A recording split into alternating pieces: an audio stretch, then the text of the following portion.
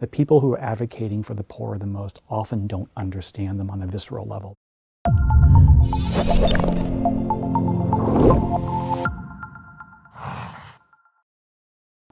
Hi, Chris. I'm delighted that you're here today to talk to us about your work traveling the United States and documenting what some people have called forgotten communities. Can you say a little bit about what you've been doing for the last 6 years? Yeah, for the last 6 years, I've been focusing on addiction and poverty and what I call, despair across America. I originally did that by spending 3 years in the Bronx. And one particular neighborhood, Hunts Point, is the poorest neighborhood in the Bronx. Spending 3 years documenting and becoming very close, actually, to a group of homeless addicts, heroin addicts, crack users who literally lived beneath a bridge, lived in abandoned buildings. I basically spent the 3 years writing their stories, visiting about them in Rikers, about them shooting up, about them prostituting, about their family life, just basically becoming friends with them and documenting my friendship with them. Then 3 years ago, I took the show on the road, as it were, and just got in my car, my Honda Odyssey with 292,000 miles on it, and started driving around America. And I went to places like Hunts Point, which is a neighborhood where people tell you not to go. So when I went to places, I would kind of just say, on Twitter actually, I would say, hey, I'm in Michigan, where should I go? And people would say, you should go here, but whatever you do, don't go there. And where they say, don't go, that's where I went. And I just spent 2-3 years doing that. I put, of those 292,000 miles, 192,000 of them came from those trips. So I put about 190,000 miles on my car just driving around America, visiting places, neighborhoods, towns, communities that we kind of all know about, but we say don't go there. Places that people call left behind, forgotten. And I didn't go there and go to nonprofits or talk to the mayors or talk to politicians or community leaders. I just went and hung out. I hung out in cheap motels. I hung out in McDonald's a lot, community colleges, churches, and before I stopped drinking, I hung out in bars, and just talked to people and just try to learn from them and listen and talk about their viewpoint and what they saw and how they felt. So I believe you started your adult life by getting a PhD from Johns Hopkins in physics. That's right.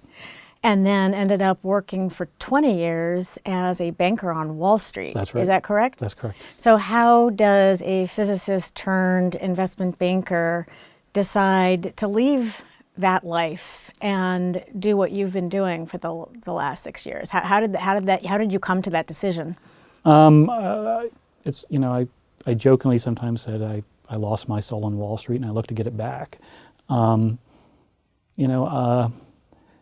I had become disenchanted with Wall Street. I'd become disenchanted with my luxury life. Because you were successful on Wall Street. Yeah, I was successful. Not by Wall Street standards, but by any measure, yes.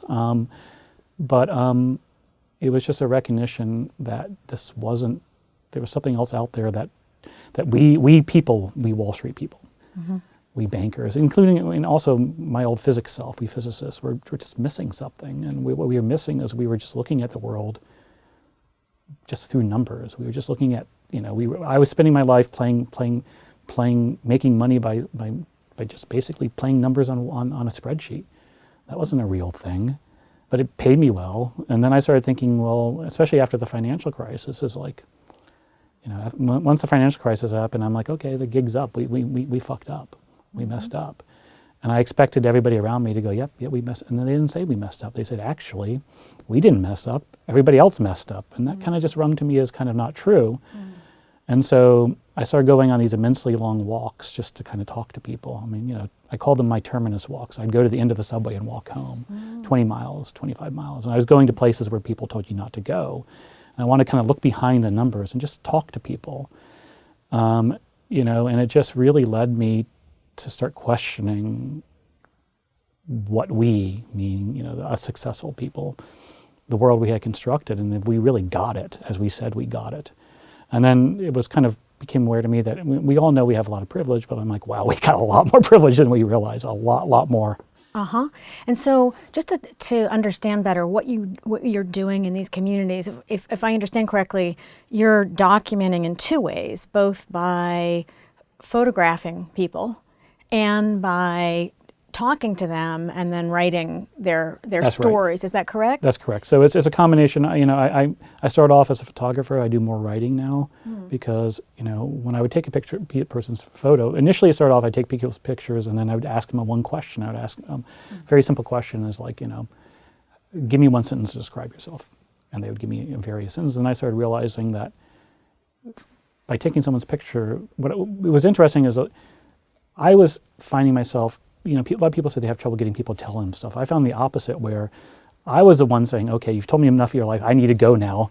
But, you know, it's like people want to tell you their stories. And the stories were fascinating. And, you know, so I ended up basically, the picture became secondary, where it's like the story of, you know, people's lives. And they were sharing these amazing details, you know, to a complete stranger. You know, I mean, Hunts Point is 99% black and Hispanic, and I'm neither.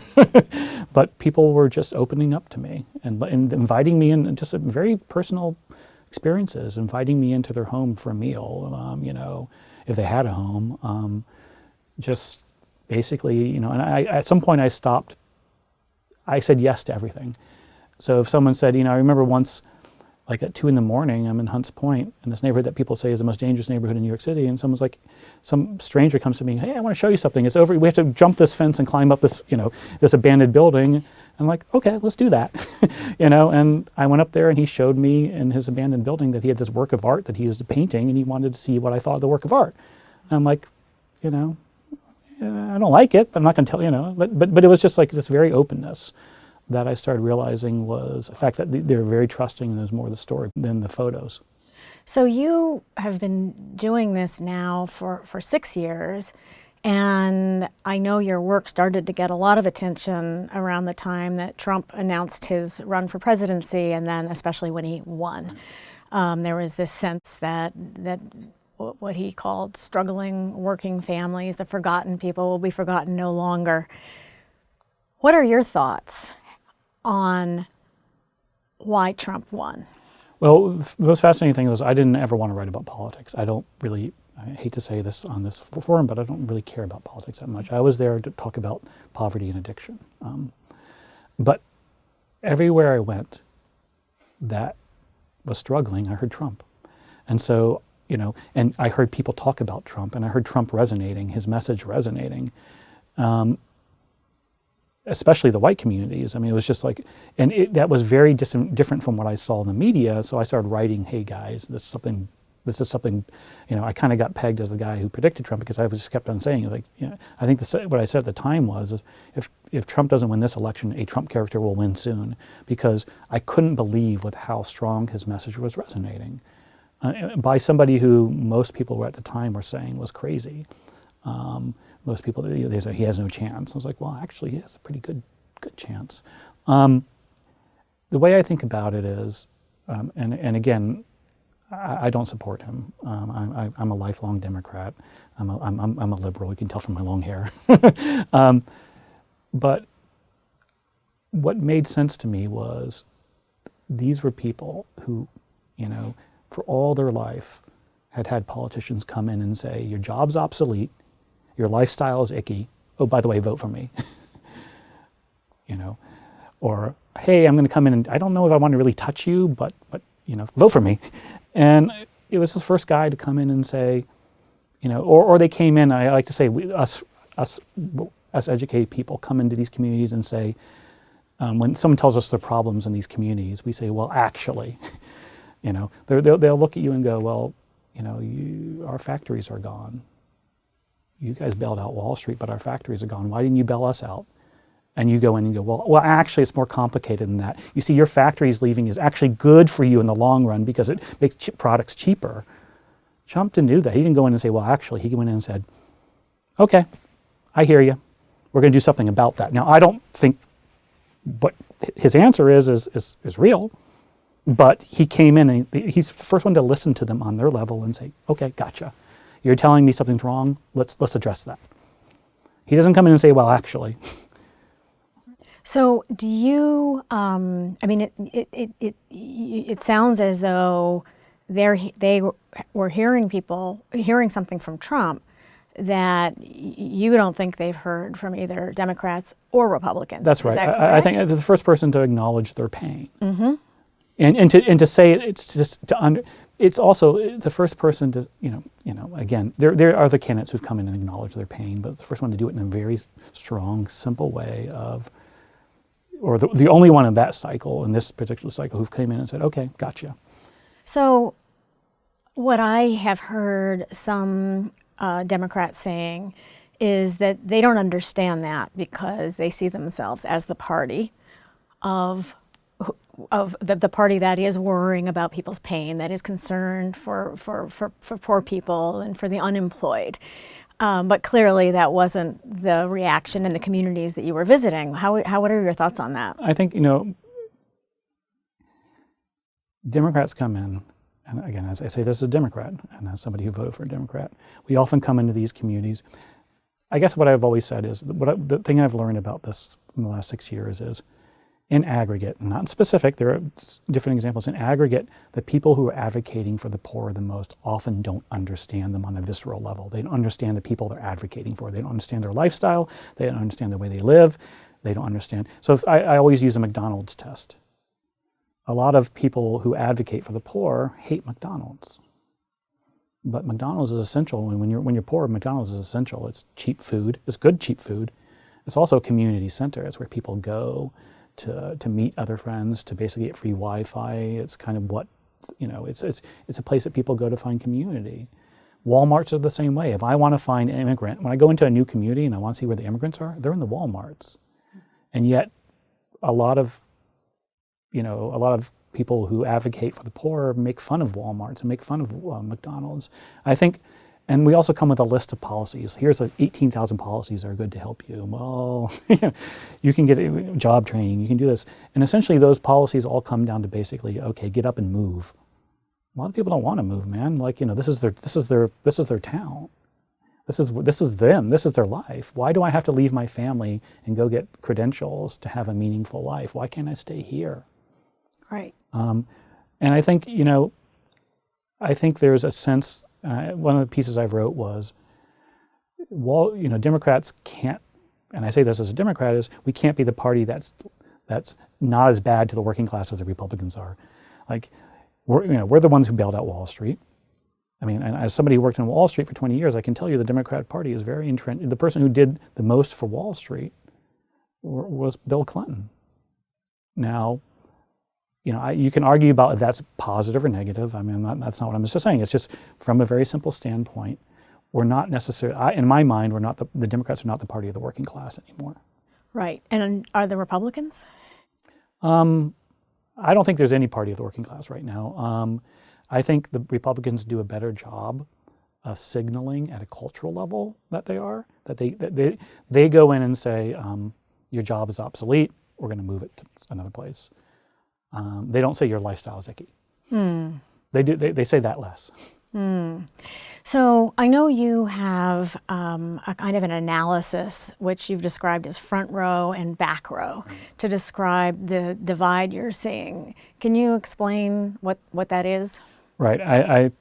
I talk about, you can talk about elites in different ways. I talk about it as a classroom analogy. I think the biggest division in the United States right now is education. And that, or as I say, a college professor who is a Democrat has more in common with a bond trader who's a Republican than they do with an auto mechanic or a guy who works at McDonald's. We have an educated class in this country, the front row kids, the people who always sat in the front, always raised their hands, always excelled. And that's me. I got a PhD in physics. I worked on Wall Street. I lived in a nice neighborhood. I identify as that. I'm not going to but we're educated. In general, we leave our home. We're mobile. We're global. We believe faith is irrational. These are just general, and the back row is people who don't necessarily have more than a high school degree, and if they do, it's at the local community college, trade school, or a smaller state school. And their source of meaning, their source of identity, doesn't necessarily come through their career. It comes through their community, their local community, or their faith. And I think that division is the biggest in this country. And I think it's we're a very divided country on many levels. We're divided by race, we're divided by wealth. But I think the biggest division is education between what I call the front row, the college professors, the bond traders, the lawyers, who all, it's not an attack on that group. It's just a description. They're just a different, and I think those two groups just don't understand each other. So one of the things that people observe is that, in fact, there's this thing called the success sequence, that you get a job, you get married, then you have kids, and that the people who follow that sequence are much more successful, they're much less poor. Right.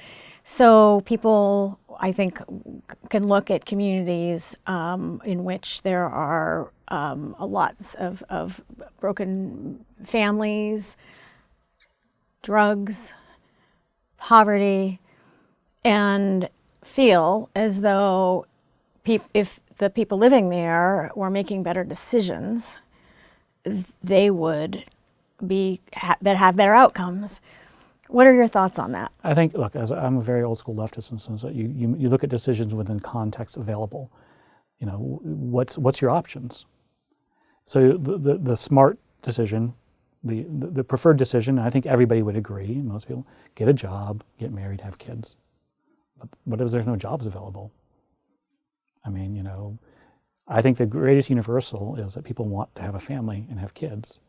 So for people who don't have the option of putting their economic house in order and then have kids, they're going to still have kids.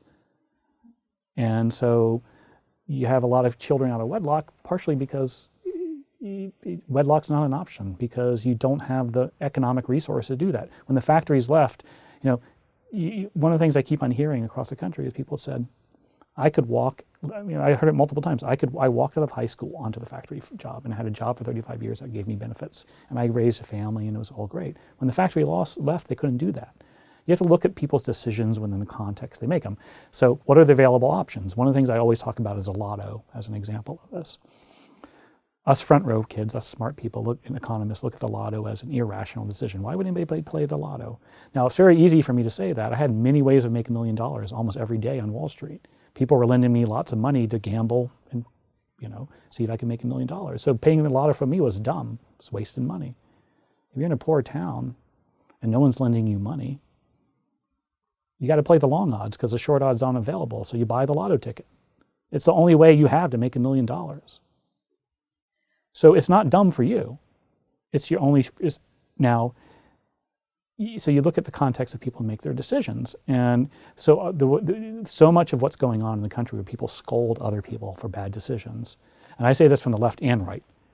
Like I don't believe in ever scolding someone for bad decisions. I mean, as somebody who works with addicts, it's a very well understood trope when you're an addict that people who scold you for being lazy or there's a lot more complicated reasons for getting into drugs. But when you scold someone for making their decisions, I don't think you are understanding the available options they have. It's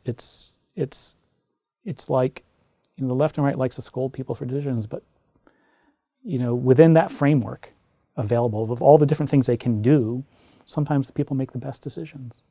So on the subject of drugs, I know that's something else you've been documenting is the opioid crisis in this country. What are your thoughts on what's causing that, and what can be done to solve it? I'm in the minority view on addiction in the sense that I think addiction is ultimately driven by demand. There's a lot of people, how it plays out is a supply issue. Like if people end up on glue, sniffing glue, or they end up shooting up, or they popping pills, it depends on what's available. But if there's a demand, addiction is driven by demand. And what's driving that demand? Pain, despair, trauma. So drugs is an example of a option that people, one of the things that people don't understand a lot is crack houses, drug traps, are very welcoming places. There's a community there. And I know when people hear that, they're like, "You mean?" I was like, "Yeah." I was like, there's places where people can go and be welcome in, as long as they do drugs. That's but so it's a place for people to fit in, And the drug house says, "Come on in, man. We don't care about your past. We don't care about who you are. We don't care about how many tattoos you have. We don't care about what happened to you as a child that traumatized you. Come on in. We got a friend here." And there's a big, drugs are an escape. They're a way to dampen the pain. And what's the pain? Often the pain comes from trauma.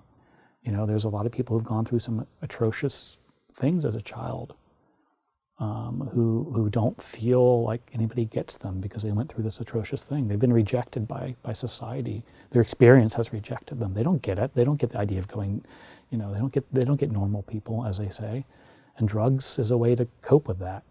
And it's also providing community. But I would say that the ultimate form of rejection is about rejection. It's about feeling like, what other options do you have? If you don't have a place that gives you a welcoming, embrace. So I think I always say that in the communities I see hope leaving, I see drugs entering.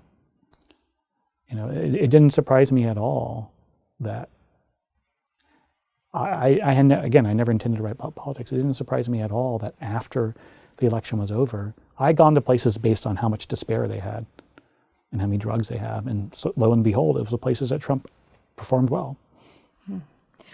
So what you're describing is a really distressing picture of a kind of a downward social and economic spiral in the communities you've been visiting.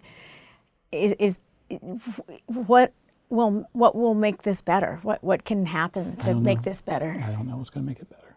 So I hate to be cynical, but what will make it better, is if somehow there's a sense of hope in these communities, of a sense of feeling valued again. A sense of, if I think ultimately, and I don't know I don't think there's a policy that can necessarily address it, but the fact that we have basically one approved form of success. That is, get an education and get a job that pays well based on that education. If somebody chooses to stay in their community, someone doesn't necessarily want that. Let's say they want to stay in their community because they want to be there for their family. They happen to like the swimming hole they grew up next to, and they have friends there, and that's what makes them happy. We kind of look down on that. Or they want to stay in their community because their church is very important to them, or they want to stay in their community because, they like the mountains surrounding them. They like getting together with their family every day. They like living 9 miles away from their grandkids. We've created this place where we think the only thing that matters is how much stuff you get. You got to get out there, get a good job, get a good education, and start collecting things, make money, and buy. But we have to. I hate to sound almost wishy-washy or kind of, but we need to have a society that's less based on how much you own and just value other forms of meaning like family, like community, like church. So those things, family, community, church, in the communities that you're visiting, are those things that you see valued?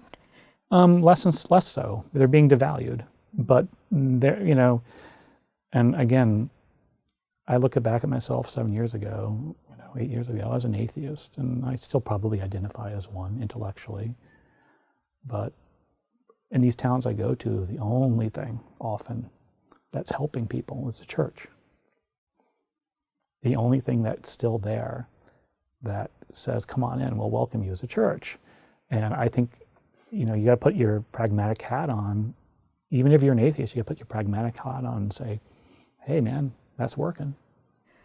So your work has gotten an enormous amount of attention. You had, as I understand it, you went off Twitter a few months ago. Prior to that, you had almost 75,000 followers.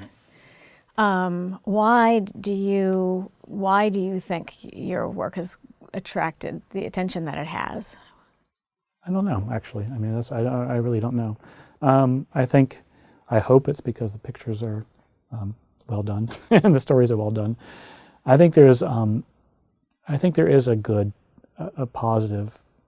I think people are searching to try to understand what's wrong. I think people understand, and I'll put my optimist hat on and say that I think this country does. We're kind of looking in the abyss, you know, regardless of your political views. I think there's a sense we're getting to we're kind of tearing each other apart.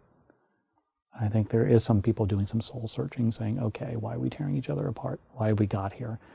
You know, I talk pretty aggressively. I can be accused of scolding the front row, us, but I'll scold the back row. I grew up in the back row town. I was chased out. You know, the back row can be just as closed-minded, just as narrow-minded, just as mean, if not more, to the front row. And the front row can, in my mind, the revelation to me was us in the front row can be just as closed-minded and just as scoldy to the back row. And I think that division between, I don't say one's better than the other. I just say simply, this is how it is. These two groups are tearing each other apart, and we're tearing each other apart more and more. And I think there's a very, I think the front row, the educated class, is doing some soul searching, and I think that's good. I think they're really starting to do, and I think that's positive. I think they're starting to say, hey, what's going on here? What's going on here? Why do we have all this wealth, all this economic growth? You know, one of the funny things, I'll put my old Wall Street banker's hat on and I'd say, well, every Wall Street banker would look at just the numbers, 4% GDP growth, like 4% unemployment, and they couldn't possibly imagine that people would be unhappy. How can someone be unhappy? We got all these things.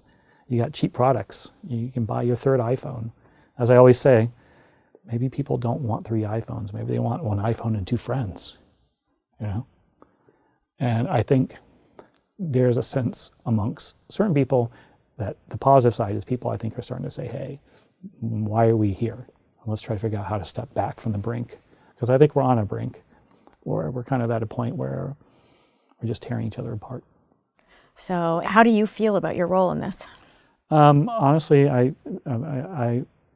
just now want to step back. I mean, I think one of the things I got into it was not to talk about me, but to talk about others. And the parts where I failed is where I've talked about myself. And I just want the stories I tell of people, their stories, to be the focus. I want to be anonymous and just step away. Well, thank you so much for taking this time to talk. Thanks. Hey everyone, that's the end of our discussion with Chris Arnade. Thanks for watching. As always, let us know what other topics you'd like AAI scholars to cover on Viewpoint, and be sure to subscribe for more videos and research from AEI.